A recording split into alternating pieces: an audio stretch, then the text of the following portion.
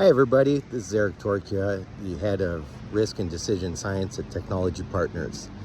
Today I wanted to talk about the basic elements of a decision. So if you were looking at a decision, there are certain components which are the same as models.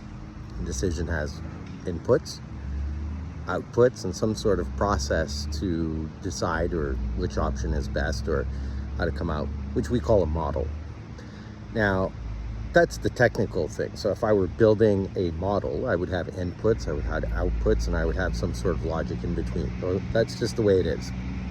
Now, a decision can be multiple models which you compare amongst themselves. It could be one big model. It could be a space of a problem that you're willing to interact with. And decisions have their own set of components which are fairly straightforward and similar to models in a sense, because that's why they work together, is that you have preferences, you have constraints, okay? You have an output and you have inputs, okay? Could be how much the price per pound for something if you're willing to buy it, simple math.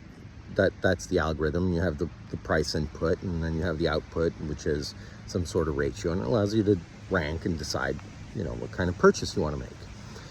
Now, what I want to come up with is the difference between preferences and constraints. So ultimately, what we're trying to do is maximize some sort of good, some sort of outcome. Best price, most satisfaction. A preference is what you could refer to in mathematical terms as a soft constraint, which means it's pliable. If you don't have it, you're willing to make adjustments to it. Whereas a hard constraint, okay, which in this case is called a constraint, is something that would disregard an alternative. So you'd say, oh, if this happens, well, I'm not going to consider this option. Now, a preference, if it's held to its highest degree, becomes a constraint. So if you have a preference for car color, you're buying a new car and you want it to be yellow. Well, if all other things are secondary to your color choice, so it could be a big car with big engine, takes a lot of gas, or a small car with no power, and so on, electric.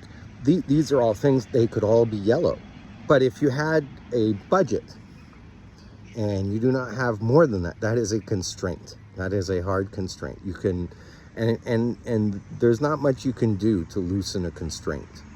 So anyways, at the end of the day, a preference is something you are willing to adjust to get an overall better outcome, and a constraint is something that would force you to accept or disregard a solution.